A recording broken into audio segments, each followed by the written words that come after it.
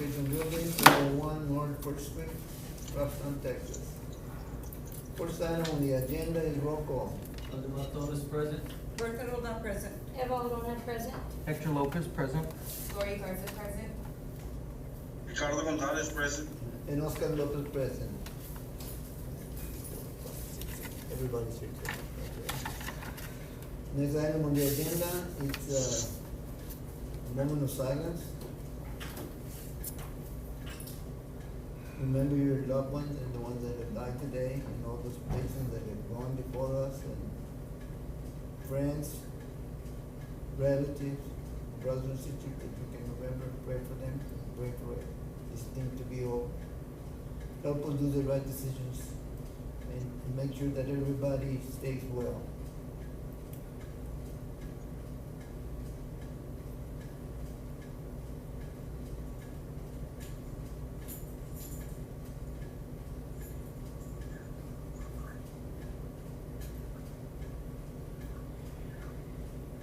And also for Richard Gonzalez's uncle that passed away, and Lori's uncle, also Lori.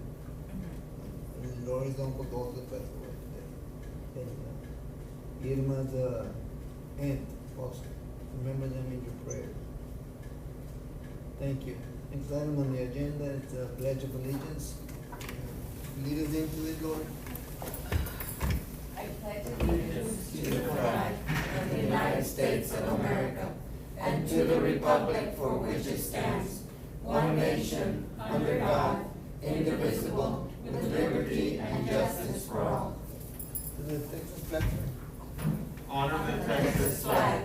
I pledge allegiance to thee, Texas, one state, under God, one and indivisible. Next item on the agenda is item 4, public forum. Sir, Irma? No. Nobody? Richard, did you check it again? Richard, no question? No question. Next item on the agenda is item 5, instruction and action items, sir. Trustees, thank you so much for meeting today on our special call board meeting. Tonight's going to really focus in on our instructional program as we continue to progress and take the precautionary measures that we need for our students and our staff. So the first item on the agenda is discuss and consider approval to submit a waiver request to TEA to extend the start of the 2020-2021 school year transition beyond the 4-week limit. So assuming nothing, trustees, remember the governor and the commissioner approved for the start of any public school system, the first 4 weeks could be completely remote. Meaning that at this point, as we have here in Robstown, we don't have any of our students in our schools at this point. We're completely working the kids are working from home. But after this 4 weeks, the commissioner basically said to the governor that at that point we have to open up our schools to students, especially the public school system. But that was going to be based on board approval, which initially we didn't have, and then of course that was granted. Now the board can determine those extra 4 weeks, up to 4 weeks. So at this point, we're coming to you to see if you'll approve the waiver that will help us to implement this transition plan. And this evening, what I'd like to do, if you take out this packet. Now, I presented the first part to you already, but I'm just going to go to a couple of areas. If you go to slide number...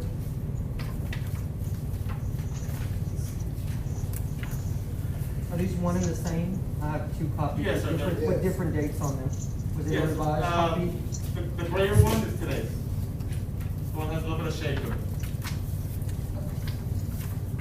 And if you go through it and look for slide number 15.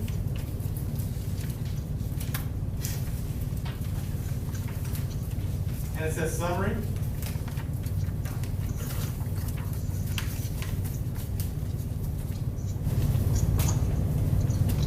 So on slide number 15, what it does is I'd like to just give you a summary from the previous meeting. Again, that parents would have 2 options, remote instruction and or in-person instruction. In-person instruction meaning that they would come here to the schools. That was on the initial survey we did back in July. Now, right now, again, remote instruction, we start off on August the 19th. In-person instruction, so this is a big day for us. On September the 14th, we begin in-person instruction. Again, as a reminder, we no longer in the public school system have the choice of not having school kids in our schools. But now, because of the waiver that we're bringing forth to you, it allows us to have some control on how we can transition them in safely at a smaller pace. And then, just as a reminder again, one of the things that we're doing to alleviate as many kids on our buses, we've staggered the elementary time compared to the secondary times so that we have less kids on our buses. And then, of course, face masks are going to be required all the way from pre-K all the way to 12th grade. But one of the things that we understand that some of our children, especially the youngest ones, the younger ones are not going to be able to have a mask most of the day. So we do have face shields that are available to our staff at their own request for our teachers, and we do have enough for our students as well that we'll have available. Temperature checks will be required in our school districts for any time, and that's for students and staff and anyone who's coming into the building. So again, just like we do here, and we put that in practice, we check our temperatures before we come into the facility or we're going to be meeting. And again, we follow the guidance that's implemented by the health planning guidance from TEA. So I'm going to ask you to turn to the next page. And tonight, what I'd like to talk to you about is phase 2 of this transition plan that, again, focuses on the waiver that we're requesting this evening for your approval. So now, beginning the 14th, we will no longer have the option to have 100% remote instruction. So the state does give a board of trustees the opportunity to issue a waiver or by approval of the board. And of course, this impacts us beginning the 14th, which would be in a week and a little bit over a week. On page 9 or slide 19, the next page, this is the information that we're using at the campus level to determine, and I'll explain to you the breakdown of what that looks like. So what criteria will be used to determine what students are brought back first? A tiered approach will be used to bring back students who are most academically in need. Most is going to be a critical word there because, again, all of our children learn differently, and so part of one of the areas of criteria to be looked at is those that need the most assistance historically that we have. Receive targeted special education services. Again, special education is widespread, so it just depends on the specific necessity of our children who have special needs. That would be a criteria that we could use. English language learners. Live in households without internet access or appropriate remote learning devices. That's another criteria point, because remember, trustees, although we've put in our orders, we've gotten about half of our orders from May that our kids are using, plus the orders that we already had, or the computers we already had at the campus level. We are expecting additional, hopefully the second half of our May order at the end of this month is our projected timeline. And then the bulk one that y'all approved, I think it was about 2 meetings ago, that would ensure that every single child has a device in their hands. That one right now is projected to be around early November when we get that along with the hotspots as well. The selected in-person instruction, so any parent that back on July the 17th that filled out the survey that requested in-person instruction beginning school, then they would also be granted in as part of the criteria, because that's what they chose from the initial get-go. And then, of course, employees' children, that would also be part of the criteria, so that we can have all of our staff back and ready to support our kids. At the next slide, on slide number 20, you'll notice there's going to be 4 transitions. Right now, we're in transition 1. Transition 1 meaning from August 19th through September 11th, we're at 100% remote instruction. Again, that means that there are no children, no students in our buildings.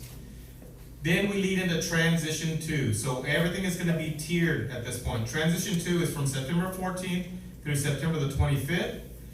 We will start off with 25% of our students in each building for in-person instruction.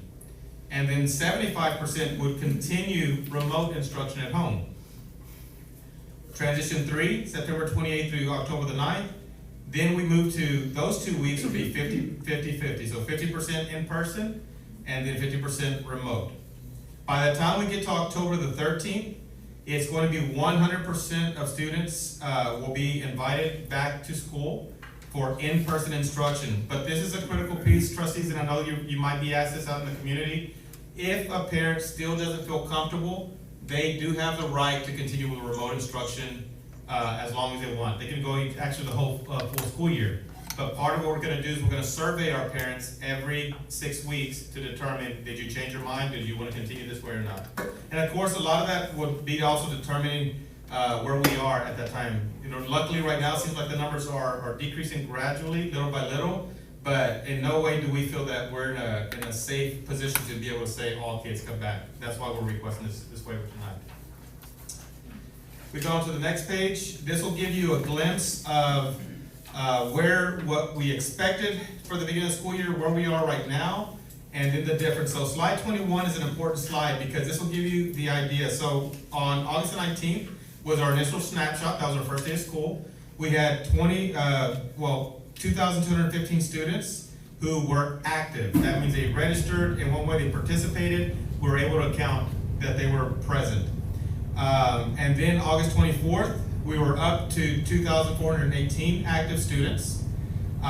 So again, tomorrow we take another snapshot to see where we are as well. But you'll notice our projected numbers are 2,744 students.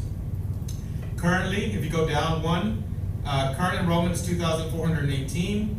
So now we have a difference of 326. We were over 500 kids, but you notice we recouped about 200 children. So we're about 326. Ever since we started, we've been knocking on doors, making phone calls, and so that number is already going to change, and I'm sure by tomorrow we'll have much cleaner data. Now, if you go back up to the top part of the projected, the Robson Army College High School projection was 691 kids. Currently, we have 640, a difference of 51. Crossroads, 23 students. Crossroads for current enrollment is 15, and the difference, of course, being 8. Seal, 603 projected, 595 current, and then 8 that we were going to try to recoup. Ortiz, 351, 293 current, and then 58 that we're going to recoup. Driscoll, 555, 456 at Driscoll for current, and then Driscoll 99 that we need to recoup still. You're going to notice a pattern between Driscoll, Las Beach, and San Pedro. Las Beach is 318 projected, 247 current, and then 71 students that we still need to recoup. And then San Pedro, 203, 172 current, and 31. The biggest area that you see from Driscoll, because Driscoll is our biggest campus with early childhood, is our pre-K babies, so 3s and 4s that we haven't had a lot of response just yet. Las Beach at 71, and then San Pedro 31. So if we go now to the next slide, on slide 22, again, I'm going to break it down. So we're in transition 1. That means 2,418, and you notice the numbers that we already spoke about. Let's go to the next page. The next page, you'll notice, is right now we're in transition 1. So we have 0 students who are in person going across, right? Because we go all the way to September the 11th, because that's what the state allowed us to do at this point. When we go to transition 2, this is where we start to tier our kids. So what we're saying, from September 14th through September 25th, we would have 25% of our students would be invited back to school for in-person instruction. 75 will continue at home. And if you notice here, so for the high school, out of the 640, it'd be 160 kids that would be invited back. Crossroads, 4. Now Crossroads, because the number's so low, we would actually, if we got all 15, we'd be able to bring in all 15. But to follow the model, that's why I have the number like that on 4. Seal, 5, we'd be able to bring out 149 students. Ortiz, 73 students. Driscoll, 114. Las Beach, 62. And then San Pedro, 43. The reason this is so important, trustees, is not only does it allow our neediest students to be able to come in to start receiving in-person services, but it also allows our teachers to start transitioning and getting used to it. Any adjustments we're going to need to make, because can you imagine all students coming back initially? It would be a bit of a challenge. So right now, gradually, the safest way possible, this will be a great start for us right now. and that will go on for 2 weeks. Go to the next page. We're on slide number 25. Transition 3, September 28th through October the 9th. Now would be at 50% of students would be invited back to school. So again, that includes the original 25%.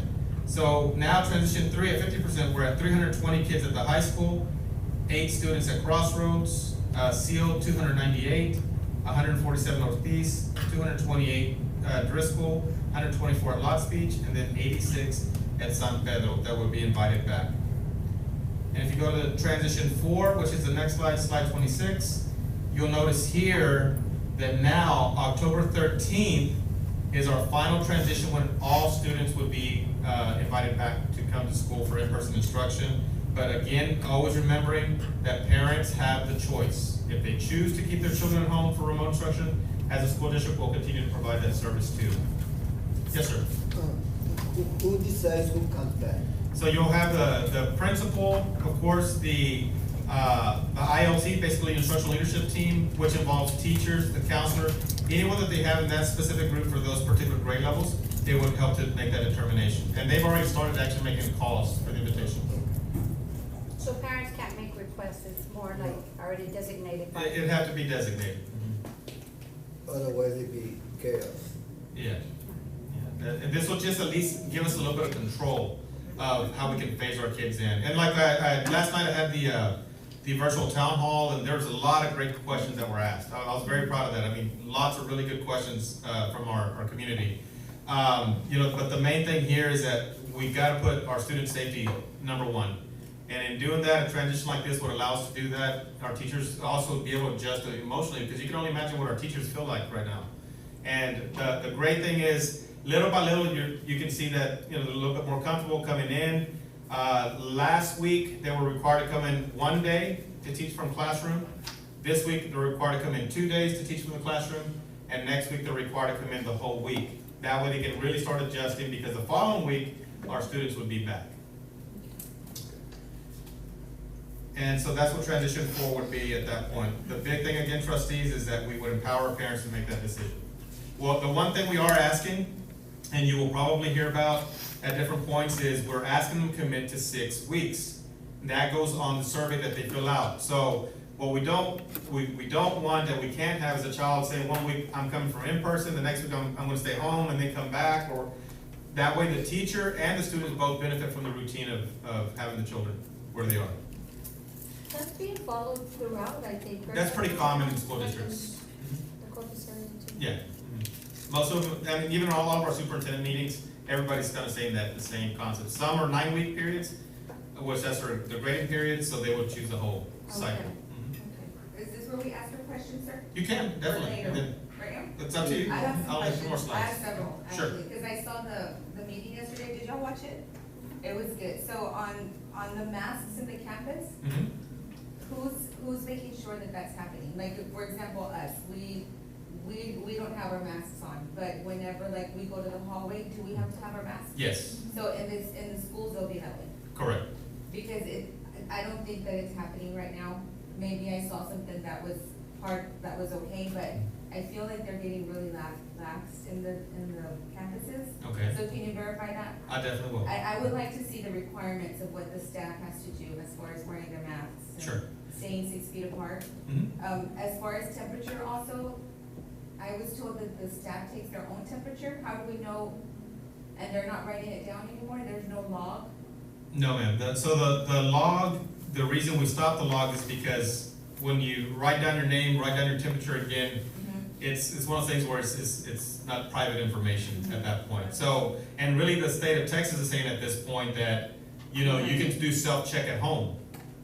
We don't want to take that step. We want to make sure that we all are in the practice. So if our students are going to have to do it before they come in the building, we want our staff to do that as well. Right, but who's taking the student's temperature? The temperature, well, there'll be someone there at the door. There, on average, it'd be, like at the elementaries, 2 at the very least, that as they're walking in the door. The kids that are riding the bus monitor before they enter the bus, they'll take their temperature there. And all of our buses now have been outfitted with a dispenser, a sanitizer dispenser, right when they come in. So they sanitize in, and they sanitize out before they get off the bus. Okay. Dr. is that why maybe some people are thinking it's okay? Yeah, but the practice should be when you're in the hallway, because like right now, we're social distance. Okay, so that's something we have to take into consideration, but when you're walking in the hallway, and we stress it weekly, every single week. And I've even said it because I've had, I wanna say, three Zoom with all of our staff. I'm always reinforcing that we have to wear a mask. Part of it's for safety, but at the same time, we're modeling for our students and our families as part of the confidence. I'll tell you this, that I feel that from the staff, because we are a district that is requiring even having the temperature checks, you can tell the body language changes. Why? Because it's that extra step that we're taking. Because we do have some counterparts. I have some counterparts as far as other superintendents that depending on their communities, they're not taking that step. They're doing a self-check at home, which is one of the recommendations that you can do, is self-check at home. Yeah, I just think that we need to make sure we take that extra step here. Do we have a list of CDC recommendations as far as returning to school? Sure. Do we have some of that? Yeah, we go by the TEA guidelines. So Okay. even just yesterday, there was another update to the CDC. So like today I had my commissioner meeting, so they'll go review everything, so we can get you a copy. I can actually get that by tomorrow for all of you, the CDC guidelines from what we receive from But TEA. CDC keeps changing every day. They do. Yeah, that's what I said, just yesterday it changed. And, not even any faith in it, man. So what about teacher resignations? So has anyone quit due to this? Yes, ma'am. We have. Are they allowed to exercise FMLA at this time? Yes, well, and there's two different types of leave that they would qualify if there's a COVID case, whether it be them or if it's a child Like, or for a example, spouse. if a teacher or a staff member has an underlying issue, Mhm. an underlying medical issue, and their doctor encourages like an FMLA leave, they can do that legally, they can take advantage of that, correct? That's something that they would go through, or human resources. Right. And they go directly through Kelsey on Okay. those areas. But there's no block right now for FMLA due to COVID. There's different programs that they have available to them, but they would, again, it's gonna be different, they have to really, I wanna say, use the word customized, because every individual may have a different need of what can and can't be done. Some, like, for example, some might be able to continue, depending on the top position, still working from home a couple of days if they're sick, but some may not be able to, depending on what the doctor says at that point. So that's why we have one person who's Kelsey Cook. We follow the regulations, everything we got through TASB as far as our flow chart, and that's how she's got a set of questions she starts to ask, and then she goes from there to offer it. But as far as for what we have that's a grant from the state of Texas, there's two different types of leave that the employees benefit from if they were to get sick. Now, there is something I'm gonna just kind of throw out there today, trustees, that I'd like to talk to you about on our following board meeting. But as a board of trustees, if you choose, you could, let's just say for that one example of an employee who, unfortunately, maybe was sick once, and then maybe his or her daughter, or son or daughter, or spouse got sick, because there's still qualification there, and they all of a sudden had to use that time too. I know that I've heard that where the board could pass a resolution, and because after that, they're out of their days for what they have. If they've used all their personal days as well. So, if this is something you wanted to look at, we can look at a resolution, maybe add another 5 days to where we could work with our employees just to, to take care of them, to let them know we care about them, we understand where we are at this point, but we could add an additional few days. But there has to be some control with them too. That's a great idea. So, but besides COVID, what if an employee wants to exercise their ability to take their FMLA? Kelsey's gonna decide whether or not they can go. Well, with that, there is a process that they have to follow. I mean, because it is the law. When you have No, FMLA. absolutely, but it's also the law that if they request FMLA paperwork, that we give it to them, and then it's either approved or not, correct? Correct. There's an approval process too, yes. Okay, so if someone requests FMLA, they can get it, right? And then once it's processed, that's the process. The process then goes through the final approval at that Okay. point, if there's a medical or not, or what the Right. doctor states, yes. Okay. That doesn't change. But because when he said that there's like That's just regarding COVID, what he's talking about. Yeah, the two different programs are related to COVID. The Right. FMLA would be a little so different. if someone just wants FMLA, they can just request it, they're not gonna have to fill out all this paperwork, correct? Because it's their right as an employee to request They have to FMLA. make it Now, whether right it's to approved request. is different, Yeah. but to request it, it's their right to do that, correct? That could be requested, but it goes back to, again, Right. what the medical diagnosis is and the, you know, what the doctor says at that point for final Right, approval. right. But the form can be given to their doctor, and then the doctor fills it out, and then you guys approve it or not approve it. That's what I'm Yes. trying to get at. Right. Because what it sounded like is Kelsey decides whether or not they get the forms, and it shouldn't be that way for FMLA, because that's the. No, I think anybody can request it, it's just the final approval. Okay. Yeah. That hasn't changed, it's the same, that's not gonna. It should, Yeah. it should be Yeah. the same, yes. And then what if we have a child that somebody, maybe somebody in their household tested positive? Mhm. Do they have a responsibility or to tell the district? Yes, yeah, And where because do they go? then we won't know. Yeah, because that's important, because that's where, you know, the employee honesty is gonna come in. Any adult in our school district is gonna be important. Why? And we know that, we've dealt with that even through the transition of summer, because some people, you know, they think, I gotta go to work, I'm not gonna get paid, you know, and what we're asking, look, that's why there's two different types of leave that can be taken. If you're positive, or if your spouse or your child comes out positive, that they'll qualify for it and continue getting, paid, but it's only for a certain amount of time. That's why I was saying, even for the resolution, could be another layer that we can at least, again, if that's something you want to entertain, we can definitely, I could bring that ready for the next board meeting. That'll be good. So we can get back to our employees. Yes, Yes. I agree. So that would be an extra 5 personal days? Is that what you would make? Yeah, we'll come up with, we'll come up with a plan, I'll present it to you and see what y'all think. But it would have to be COVID related. COVID related. Because there's already two types of leave that are COVID related. All we do is add that later, because I'll tell you right now, I think we've had maybe a couple of those scenarios where it's one individual and then impacts a family member directly, that they take care of directly, you know, and then start to come out of the day, so it's a tough situation for But the everyone. situation is that they have to stay out so long, that's the problem. You know, it's not like a day or two, even though they have no symptoms, so they get affected. So if, you know how we have a waiver to extend class, or to extend the bring back of students, do teachers have a waiver of that sort No, to their favor? No, so they just have to be here. yes, There's no program where we're maybe allowing some teachers to stay home? no, No, everyone has to come. correct. Yeah, because our kids will be back. Unless if they're affected personally, you know, or they have a mental, No, he's saying no, everybody has to come. But if you're sick, you can't come in. No, if you're, That's what I'm saying. yeah, if you're sick, you're sick, but it's not just, Not because you don't want to, Not you because choose you not don't to. wanna get You sick. choose not to, yeah, no, there's a difference, Yeah. of course. and some of the resignations that we've had are because of medical conditions. You know, and they're choosing at that point to, you know, to go ahead and step away because of that. So we'll go to page, slide 27. This just gives you the timeline that we're working with.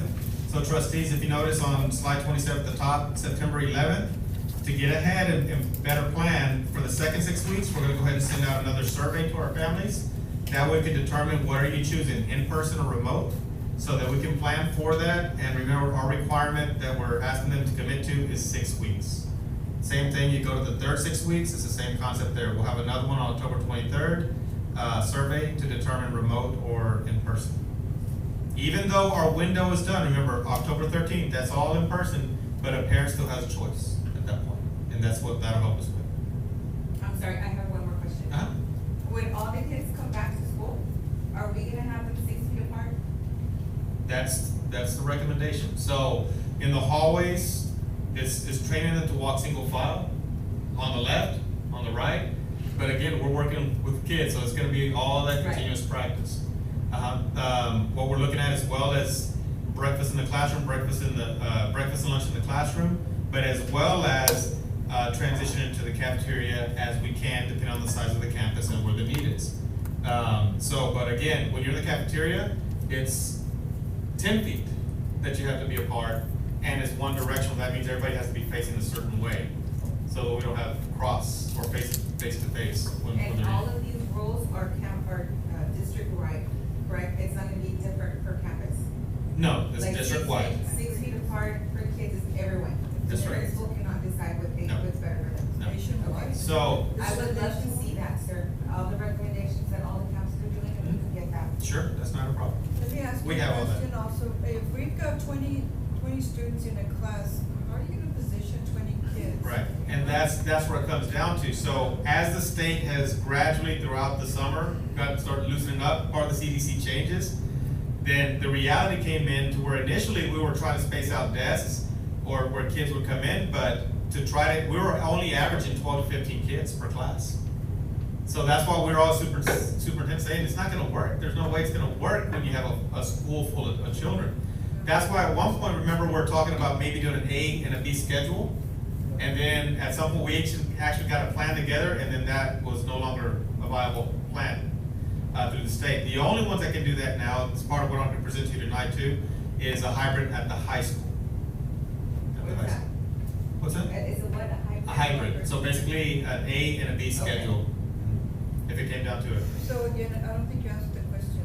Do we have a plan for the 20 kids in a class? The shield, we're giving them. Well, shields. the shields are mostly for the little ones, we pass those out to the principals, but they all now have to face in rows, and as much as possible, try to get to the 6 feet. But again, now that regulation is, Are we Yes. having like maybe a shield protector in front of them or? not? we have the shield protectors for all the little ones, because all the little ones, pre-Ks and Ks, some first grades, they have tables in their classrooms, they don't have desks. And everyone's required to wear a mask, even from K3 all the way up? Yes, ma'am, but remember, we also have, the shields. Or some Now, kind of Are they protection. facial shields, Dr. Whatever you're talking about, the desk shields? both, we got both, Oh, For actually. the little ones, but. So for the tables, we got some of the, it's like a trifold, but it's got the opening. It's like a clear opening there, but it's got the plastic. And then for the little ones, of course, or like across the school district, we have the shields that they can put on their heads as well. Because the little one's not gonna wear this all day. They're not. Now, if we're socially distanced enough to where, they can, spread out, and they don't have for that time, that is, but that's gonna be constant routine and training and reinforcement day to day to day. That's gonna be the big thing. So, but to say that we'll have the masks, we'll have the shields, we'll have those definitely available. We ordered plus some on the shields. Are we providing anything to our teachers as far as masks and Yep, shields? we have what we call a CARE kit, and it's an acronym. We care about reducing exposure, and it's all about I care. I care about reducing exposure. We presented that. They've already been passed out to all the campuses. Richard, can you go to my office and bring me the box? It's got the materials in there. But it's uniform across the school district. So the bottles, we all ordered the same. And one is for sanitizer, one is for disinfectant. So every single school you go to, it's gonna be the red top for the sanitizer. It's got the blue top for the disinfectant, like day to day. They all have paper towels. Every day, the custodians, as they go through, will refill the sanitizers where needed. And the hallways, we have dispensers, also for, like what you see here, those dispensers that are outside. Now, there's a set of gloves in there for the teachers, a set of masks as extra masks, just in case a child rips theirs or loses it for whatever reason, there's some extras. Okay. But the students are required to bring, masks to And school. then what if they cannot? What if some student walks in without a Then mask? we'll provide. Okay. Mhm. But it's not, we're putting that responsibility on the parents to make Right. sure they're sending their children with a Right, mask. right. It's kind of like if you're walking in the store and you remember you don't have your mask, you go back to your car, you go get it. Yeah, and right now what we have, all of our,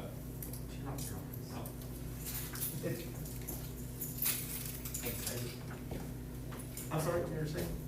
No, just Oh. the whole idea of the mask reminding the parents to supply them to the kids. Yeah, it's gonna be just a habit, Challenging. opportunity. Yeah. That's a good word for that. Yeah. Opportunity to get it right.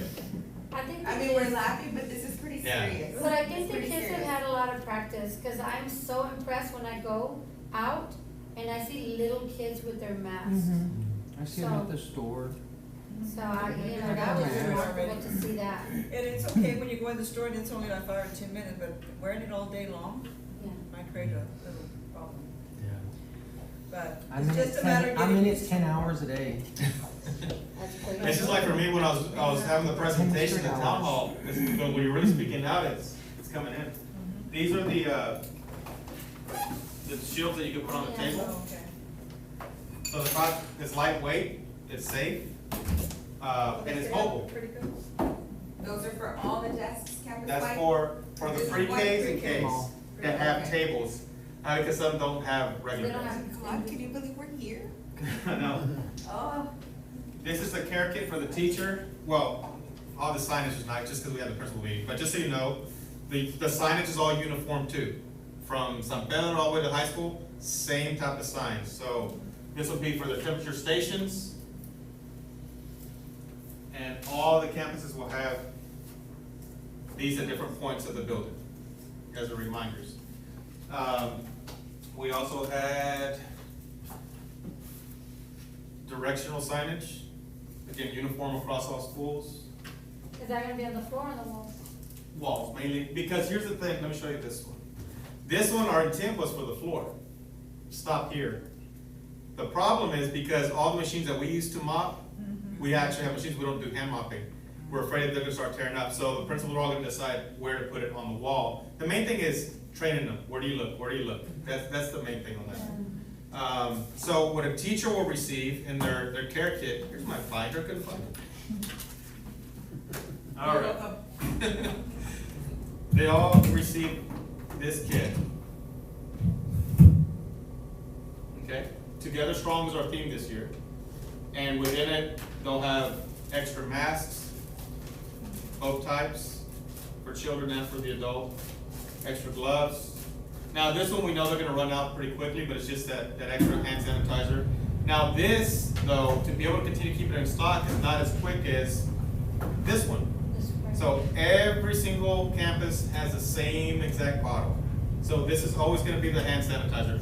One spray, and it's alcohol, well based, but it's a sanitizer, and that'll be enough. So what we're asking is that the teachers at that point, kids are walking in, they sanitize in, when they leave, sanitize out. This is spigot and span, same across all of the school district, is going to be the disinfectant that they can use to wipe down high-touch areas. And of course, we chose to go ahead and go with the paper towels, because if you have fabric or something, you have to wash it, and it's just more, this is gonna be thrown away as we start going through it. So all the teachers receive this, as well as other offices throughout the school district.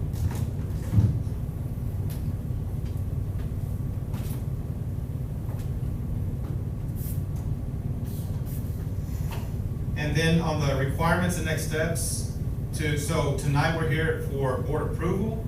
Approve waiver to extend the transition window the additional 4 weeks. And again, that's the most that we can go. Unless the Department of Health or the governor, there's a state of emergency or something, they're the ones at that point that would be able to extend it. If there's a special circumstance, we could always try to request another week to week if needed, but that's very, very special circumstance, what they stressed to us.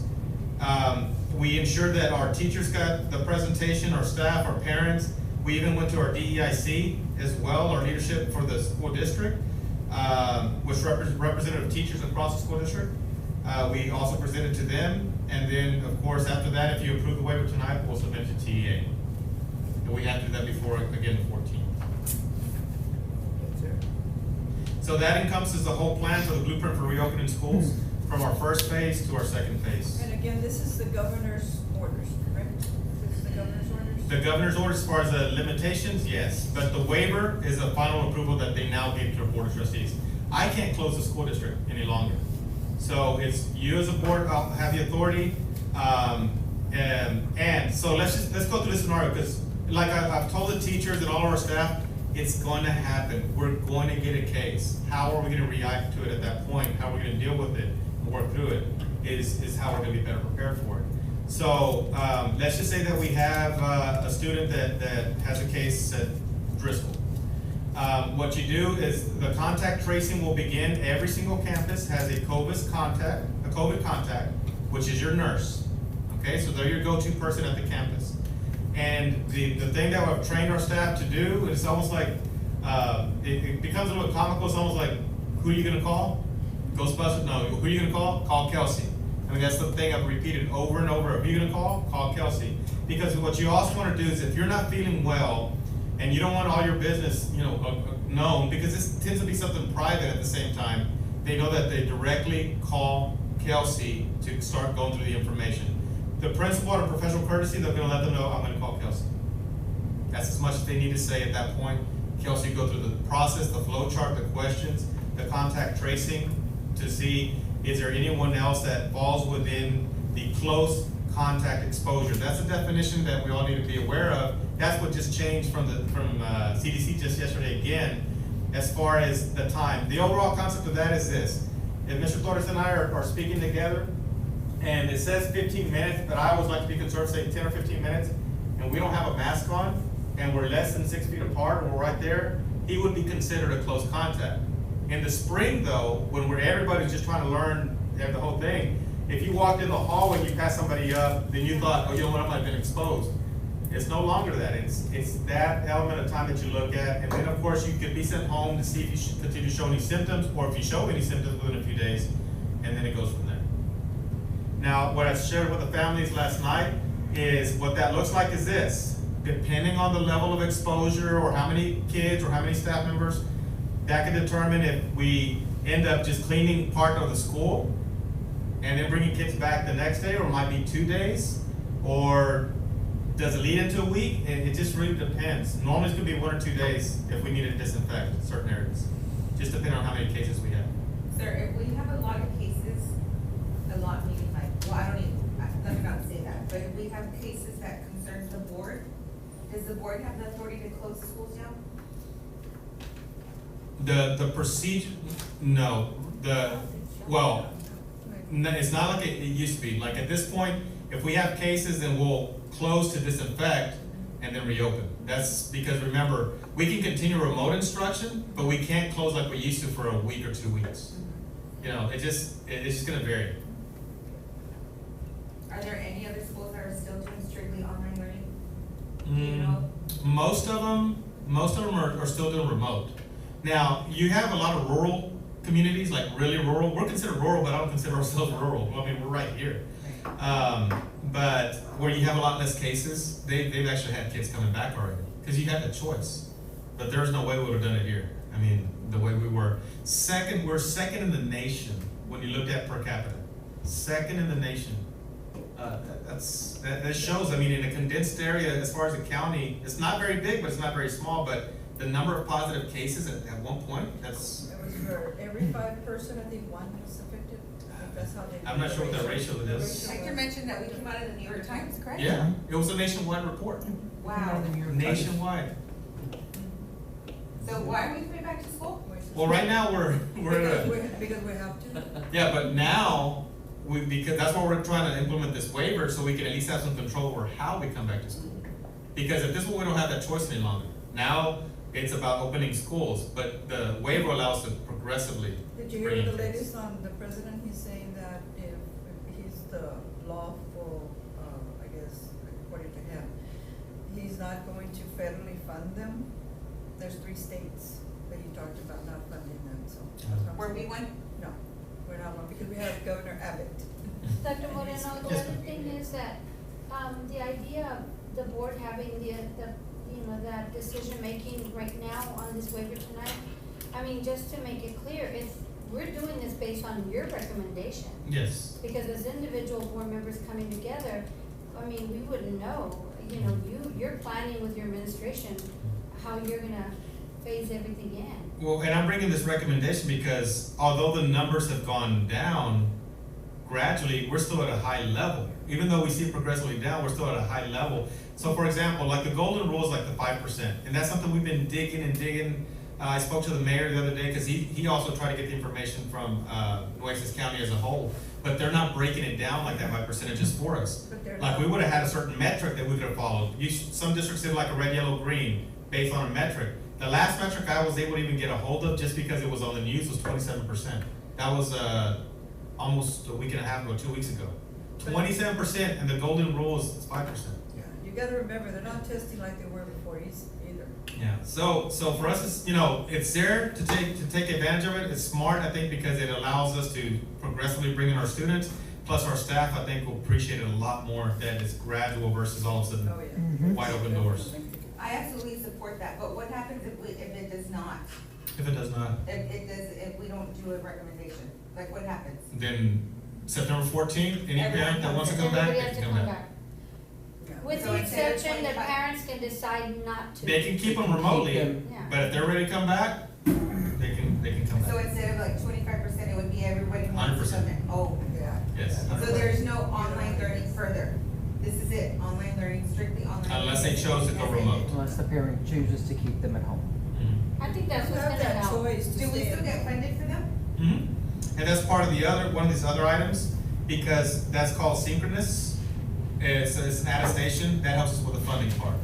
Asynchronous, that means that they're just working like instructional packets or independently at certain points, we get funding, as long as we're taking the daily attendance. So this is the only thing we can do, bring them back gradually instead of just pushing them all back to later? Mhm.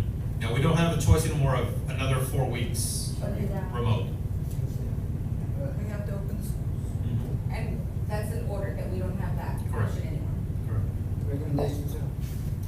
Trustees, to consider approval to submit a waiver request to TEA to extend the start of the 2020-2021 school year, transition beyond the 4-week limit. There's recommendation from staff that we approve to submit a waiver request to TEA to extend the start of the 2021 school year transition beyond the 4-week limit. Do I have a motion? So move. Moved by Mr. Lopez, is there a second? I'll second. Second by Ms. Arona, any questions? I think we probably have all the Yes. questions already. I don't know, let me look. I know I had some last night, but I was on, so you answered all the questions I had. All those in favor say aye. Aye.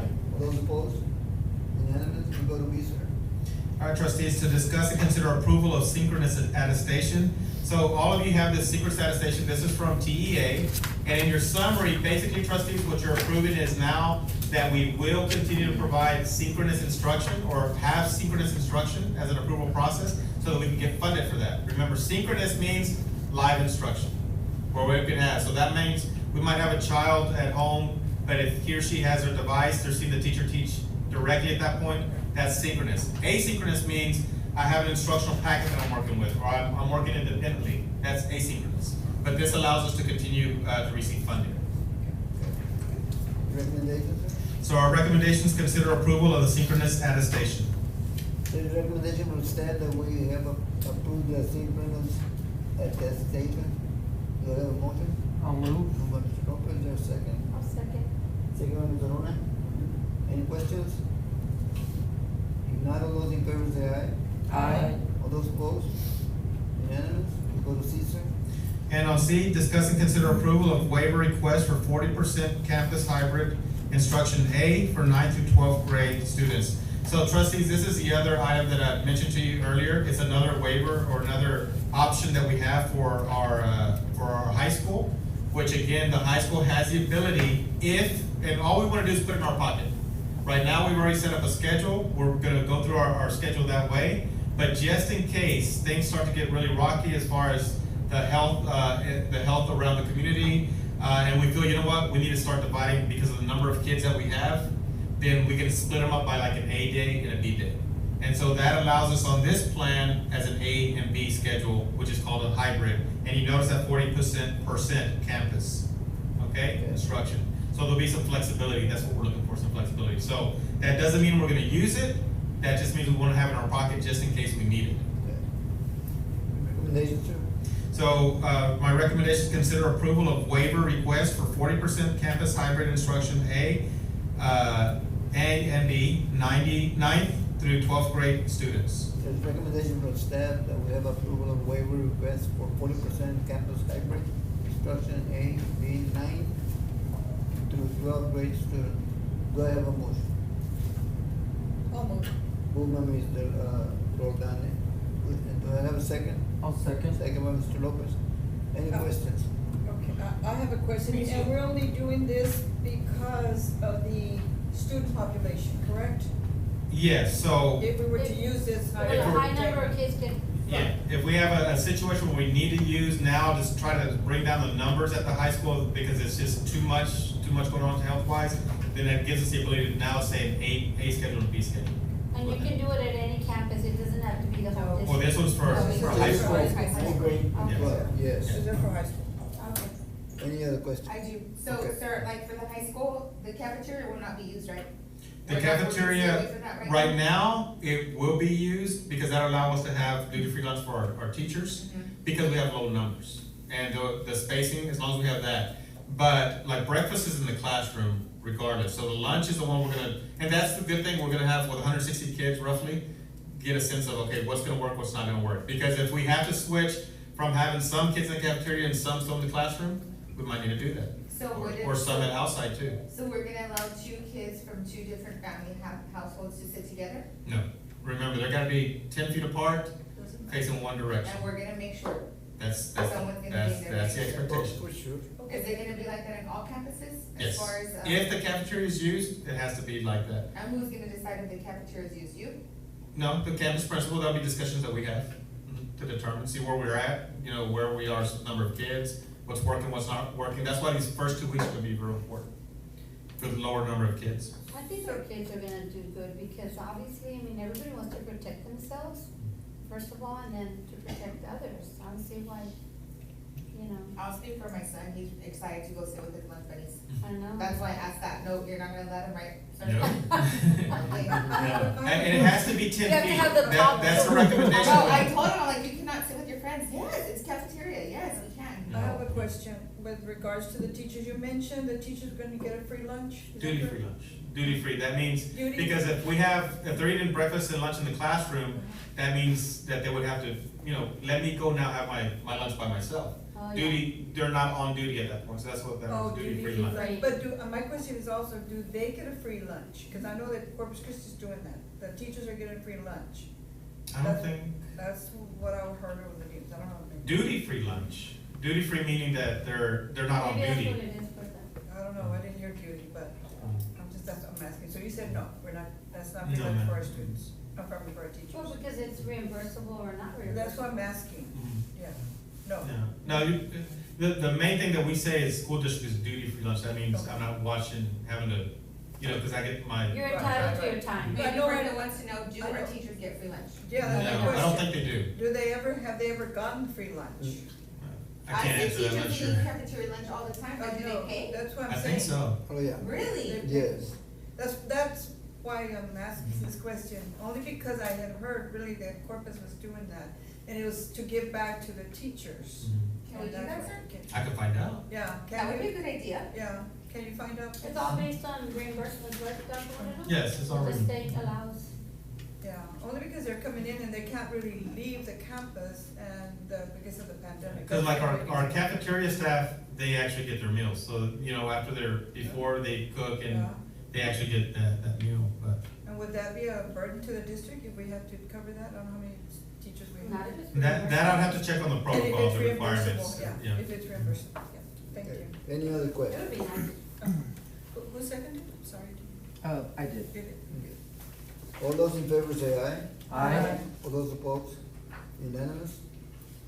We go to item 6, closed session under Article 551.074 of the Texas Government Code. Do I have a motion? So move. Move by Mr. Lopez, is there a second? Second. Second by Ms. Garza. Any questions?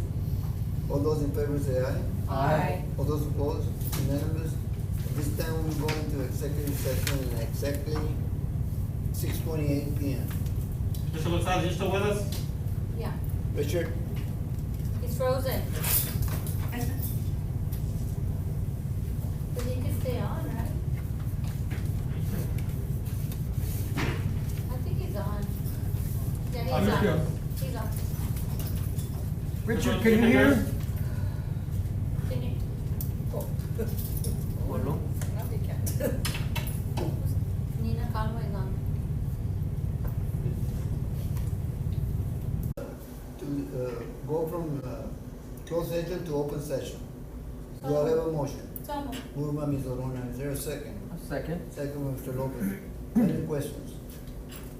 If not, all those in favor say aye. Aye. All those opposed? Unanimous?